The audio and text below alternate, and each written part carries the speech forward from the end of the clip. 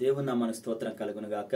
ప్రియా దేవుని బిడ్డలారా, దేవుడు మనల్ని ప్రేమించి మరొక దినం ఆయన వాక్య ధ్యానంలోనికి మనం ధ్యానించే వారిగా సజీవ లెక్కలో మనం ఇచ్చినందుకు మొదటగా దేవుని స్తోత్రాలు చెప్దాం. ప్రార్థనతో ఈ కూడికను మనం మొదలు పెట్టుకుందామండి. అందరి తల్లో వచ్చినట్లయితే ప్రార్థన చేసుకుందాం. కృపగలిగిన దేవ, దయగలిగిన మా ప్రభువ, నీ ఘనమైన పాదములకు వేలాది స్తుతులు స్తోత్రాలు నాయన. నిన్న నేడు ఏకరీతిగా ఉన్న గొప్ప దేవ, నీకే స్తోత్రం నాయన. మరొక దినం నాయన వాక్యాన్ని ధ్యానించే కృపను మాకు ఇచ్చినందుకు వందనాలు స్తోత్రాలు ప్రభువ. తండ్రి, మా జ్ఞానంతో కాకుండా ప్రభువ తండ్రి, నీ యొక్క ఆలోచనతో, నీ యొక్క ఆత్మతో మమ్మల్ని నడపమని యేసు పరిశుద్ధ నామమున అడిగి వేడుకొని ప్రార్థిస్తున్నాను తండ్రి. అందరికి వందనాలండి. వాక్య సందేశంలోకి వెళ్ళిపోదామండి.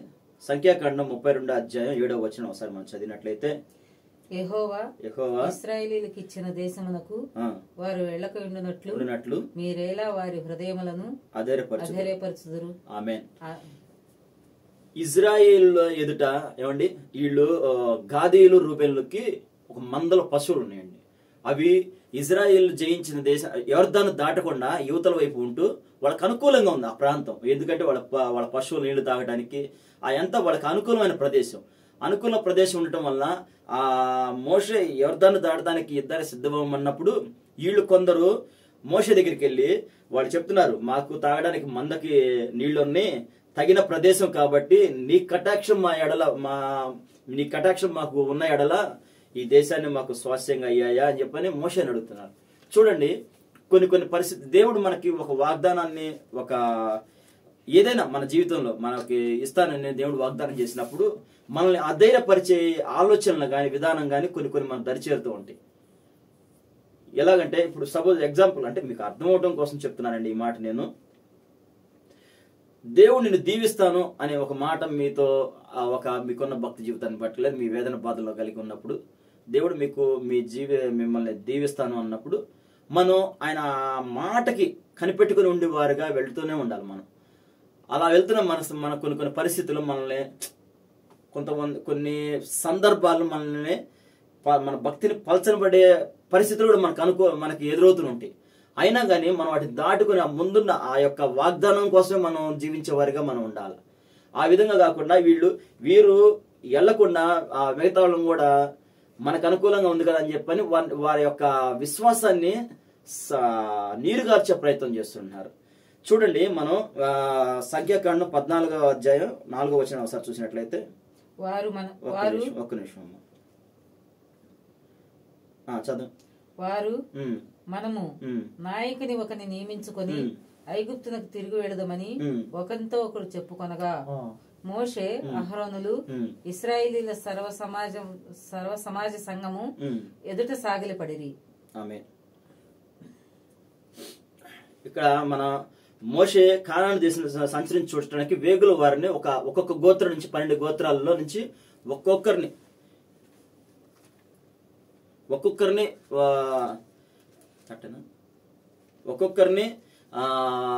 గోత్ర 12 గోత్రాల నుంచి 12 మందిని తీసుకొని వెళ్ళి ఆ కానాను దేశం సంచరించి చూసిరండి అన్నప్పుడు ఏమండి, అక్కడికి వెళ్ళిన ఒక 10 మంది మాత్రం వారికి వ్యతిరేకంగా, ఏమండి, వాళ్ళ ఆలోచనలకు వ్యతిరేకంగా, అమ్మో ఆ దేశం అసలు మామూలు దేశం కాదు, అక్కడ ఉన్న వాళ్ళు చెప్తున్న మాట్లాడండి, మేము సంచరించి చూసిన దేశము తన నివాసులను భక్షించే దేశం అంట. అంటే మనం తినేస్తారు వాళ్ళు అని ఒక భయంతో చెప్తున్న మాటలు ఇవి.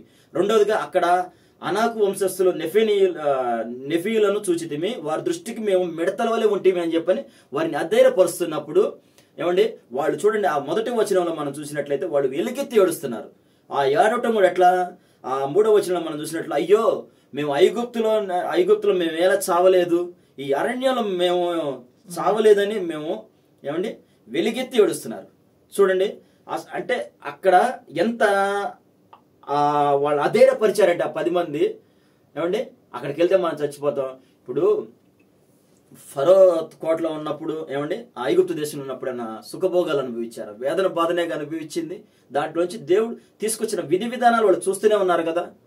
ఏమండి, ఈ రోజు మన జీవితాల్లో కూడా ఎన్నో శ్రమలు దాటుకొని దేవుడు మనం దాటించి వస్తున్నా గానీ ఒక్కొక్కరు మనకి చెప్తూ ఉంటారు కొన్నిసారి సంఘాల్లో కూడా, ఈ పాటలు పాడదాము, పాటలు అంటేనే బాబోయ్, ప్రార్థన అంటేనే భయమే, అయ్యో దేవుని గురించి 2 మాటలు చెప్పండి అన్న అని అంటే, అమ్మో బ్రదర్ మేమా అన్నట్టు.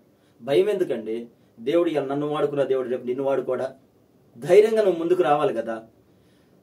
అటు మనల్ని అధైర్యపరిచే వాళ్ళు ఉంటారు. అధైర్యపరిచే ఆలోచనలు మనకు దరి చేరుతూనే ఉంటాయి. అయినా కానీ వాటిని ముందుకు వెళ్లకుండా చూడండి, మనం 7-8 వచనాల్లో మనం చూసినట్లయితే, ఇజ్రాయెల్ సర్వ సమాజంలో మేము సంచరించి చూసిన దేశము మిక్కిలి మంచి దేశము. యెహోవా మన యందు ఆనందించిన ఎడల ఆ దేశంలో మనలను చేర్చి దానిని మనకిచ్చును. అది పాలు తేనెలు ప్రవహించే దేశం. చూడండి, ఇక్కడ కాలేబు యెహోషువ ఇద్దరు కూడా చెప్తున్నారు, ధైర్యపరుస్తున్నారు. ఎట్లా? మేము చూసొచ్చాము, అది ఎంతో మనకి దీవెనకరమైన దేశం, దేవుడు అది మనకి ఇస్తాడు అని చెప్పినప్పుడు ఇద్దరు చెప్తున్న మాటల కంటే కూడా 10 మంది చెప్పిన మాటలనే వాడి యొక్క భయాన్ని కలుగు చేస్తున్నాయి. ఏమండి? చూడండి, సంఖ్యాకాండం 21:4 చూద్దాం.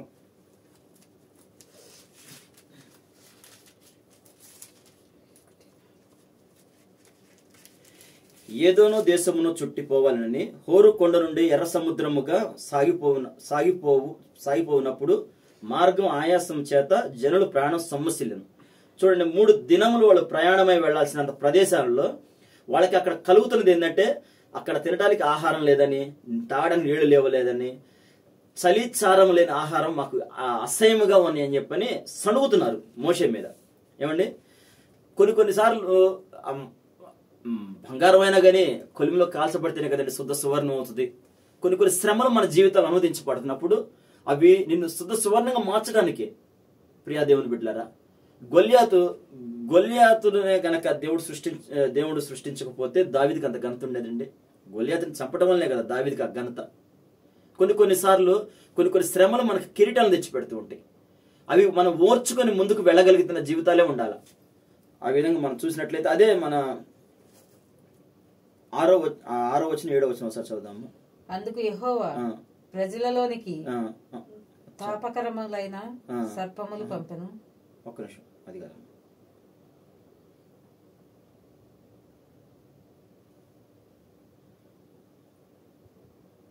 అది కాదు.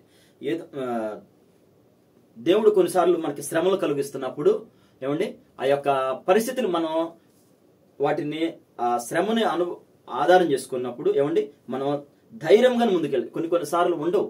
నిజమే, పరిస్థితులు మనకు అన్ని అనుకూలంగా ఉండవు కదండి మన జీవితాల్లో కూడా.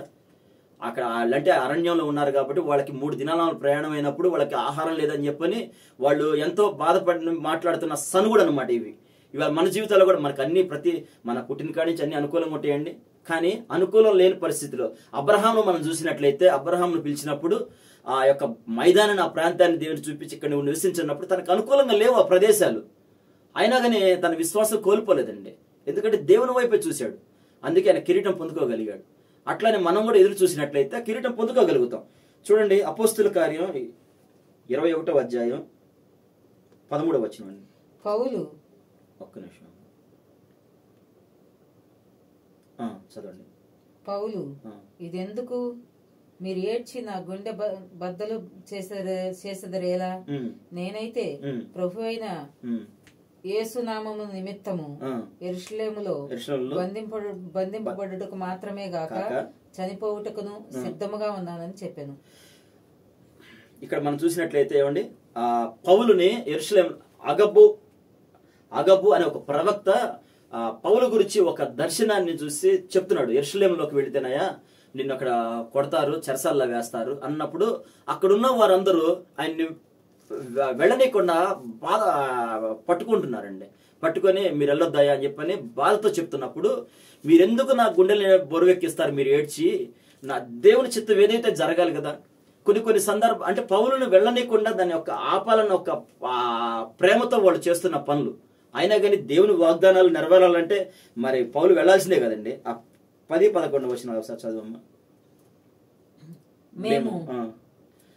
అదే మేము అనేక అక్కడ ఉండగా అగబు అను ఒక ప్రవక్త యూదాయ నుండి వచ్చెను. చాలు, ఆయన యూదయ నుంచి వచ్చి ఆయన చెప్తున్న మాటలు ఆ 11వ వచనంలో మనం చూసినట్లయితే, మీరు వెళ్ళొద్దయా, మీరు అక్కడికి వెళ్తే మిమ్మల్ని వాళ్ళు ఇట్లా చేస్తారు అన్నప్పుడు అక్కడ ఆ మాట, ఆ ప్రవక్త చెప్పిన మాటలు విన్న ఆ విశ్వాసులు ఏమండి ఆయన వెళ్ళొద్దని చెప్పని వారి నాటకపరుస్తున్నారు. దేవుని చిత్తము ప్రకారంగా ఆయన ఆలోచన విధానం, దేవుని కోసం హతసాక్షిగా చనిపోవడానికైనా ప్రాణాలు ఇవ్వగలిగిన వ్యక్తి పౌలు.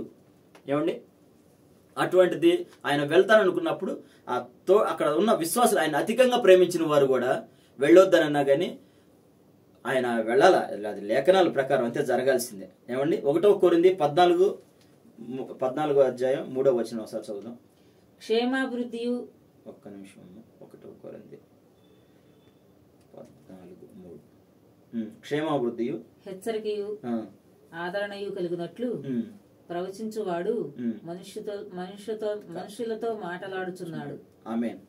చూడండి, సంఘంలో పరిశుద్ధాత్మ ద్వారా ప్రేరేపించబడి ప్రవచన వరం విశ్వాసాన్ని, ఆత్మీయ జీవితాన్ని ఏమంటే బలపరిచి క్రీస్తులో ఆయన బోధలకు ఏమండి విశ్వాసుని పాత్రగా నైతిక బలాన్ని చేకూర్చడానికి ఉపయోగపడుతుంది.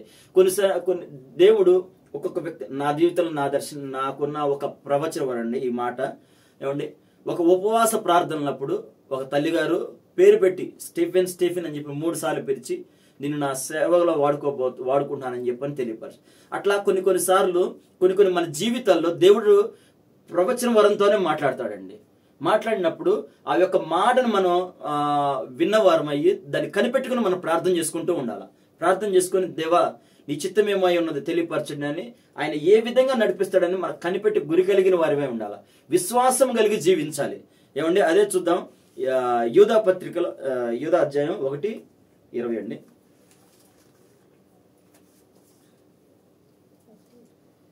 ప్రియులారా, ఒక్క నిమిషం చదవండి. ప్రియులారా, మీరు విశ్వసించు అతి పరిశుద్ధమైన దాని మీద మిమ్మును మీరు కట్టుకొనుచు పరిశుద్ధాత్మలో ప్రార్థన చేయొచ్చు. ఆమేన్. చూడండి, విశ్వాసులు అత్యంత పవిత్రంగా విశ్వాసులు మన కట్టుకుంటుంది. అపోస్తులు మనకు నేర్పింది మనకు ఒకటేనండి, పవిత్రమైన విశ్వాసాన్ని.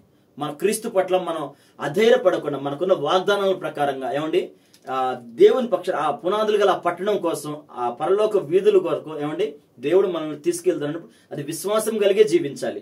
చూడండి 17వ వచనం ఒకసారి చదువుదాం. అయితే ప్రియులారా, అంత్యకాలం మందు తమ భక్తిహీనమైన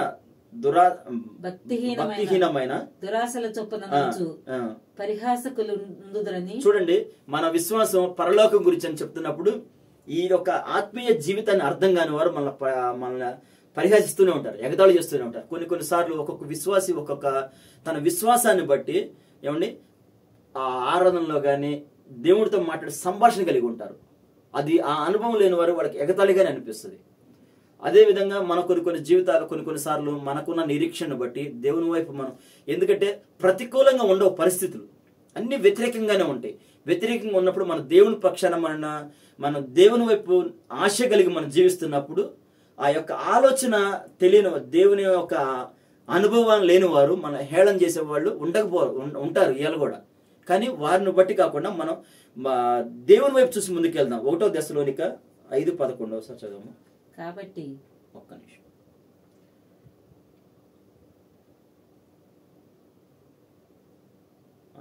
చదవండి. కాబట్టి మీరు ఇప్పుడు చేయుచున్నట్లుగానే ఒకరినొకడు ఆదరించి ఒకరికొకడు క్షేమాభివృద్ధి కలుగజేయుడి. మనం ధైర్యం చెడిన వారిని ధైర్యపరచాలండి. కొన్నిసార్లు విశ్వాసంలో సన్నగిలిపోయి జారిపోతున్న వారు ఎన్నోకల మంది ఉంటారు. కానీ వాళ్ళ దగ్గరికి వెళ్ళి దేవుని వాక్యాన్ని మనం బోధిస్తూ క్రీస్తుని గురించి మనం బోధిస్తున్నప్పుడు వారిని ఒక బలహీనంలో ఉన్న వారికి బలాన్ని చేకూరుస్తాం. కొన్ని సందర్భాల్లో శరీర రోగాలతో సతమతం అవుతున్న వారికి మనం ధైర్యపరుస్తాం. నీకేం కాదులే, మేము ఉన్నాము, మీకేం కాదులే అని చెప్పి చెప్తూ ఉంటాం. అదే విధంగా మనం దేవుని వైపు మనం ఆ యొక్క స్థితిని అనుభవిస్తున్నవారం కాబట్టి ఆయన కృపను మనం చూస్తున్నప్పుడు వాళ్ళు లోకానుసారంగా ఈ విశ్వాసి భక్తి జీవితంలో ఉంటానే లోక వైపు చూసినప్పుడు తొట్టిల్లిపోతూ ఉంటారు. తొట్టిల్లిపోయినప్పుడు వారికి వాక్యం ద్వారా మళ్ళీ బలపరచడమే. 6వ వచనాన్ని చూడండి. 15:6 కాదమ్మా రోమ 15:2 చదవండి. ఒక్క నిమిషం నేను కూడా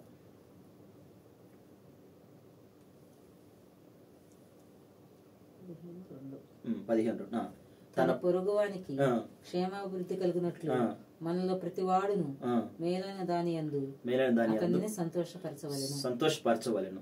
క్రీస్తు కూడా తను తాను సంతోషపరచుకొనలేదు కానీ చాలు చూడండి, మేలైన దానిని తన పొరుగు వారి క్షేమాభివృద్ధి కలిగినట్లు మనలో ప్రతి వాడును మేలైన దాని యందు అతన్ని సంతోషపరచవలెను. ఏమండి, తనకు మేలైన కరమైన మాటలనే మనం సంతోషపరచాలి. క్రీస్తు యేసు చిత్త ప్రకారంగా ఒకరితో ఒకడు మనసు కలిగిన వారై ఉండినట్లు ఓర్పునకు ఆదరణకర్త దేవుడు మీకు అనుగ్రహించును గాక. మనకి ఆ ఓర్పునే మనకి అనుగ్రహిస్తున్నాడు దేవుడు. ఆ పునాదులు గల పట్టడం కోసం మనం ఏమండి మన భక్తి జీవితాన్ని, మన విశ్వాసాన్ని కూడా ఎక్కడా కూడా మనం వ్యర్థపరచుకోకుండా ఆ వాగ్దాన భూమికి చేరడానికి, ఆనాడు వాళ్ళు కానాను అయితే ఈరోజు మన ప్రయాణం మన పరలోకమే, దేవుని పరలోకమే. ఆ పునాదులు గల ఆ పట్టణం కోసం మనం వేచి చూసేవారు ఉండాలి. మన మూలవాక్యం చూసినట్లయితే సంఖ్యాకాండం 32:9 ఒకసారి చదువుదామమ్మా.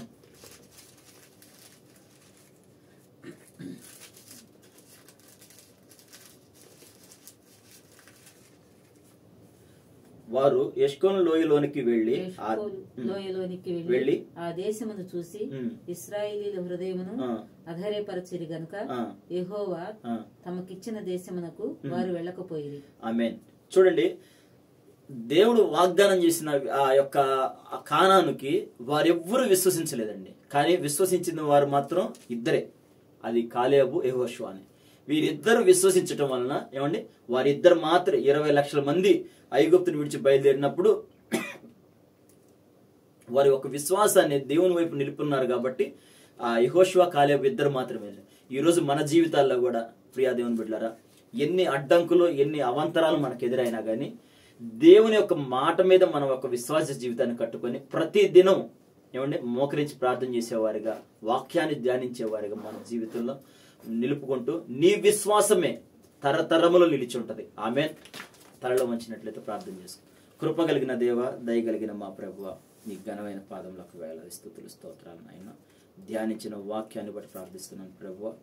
దేవా తండ్రి, వాగ్దాన భూమిని ఆ కానాను ఇస్తానని వాగ్దానం చేసినా కానీ ప్రభువ తండ్రి, మనుషులుగా మా ఆలోచన దేవా ఆ యొక్క జీవితంలోకి ఆ స్థితికి మేము వెళ్ళకుండా ఇక్కడ ఆగిపోతున్నాం అనుకున్న వారు అనేకులు ఉన్నారు నాయన.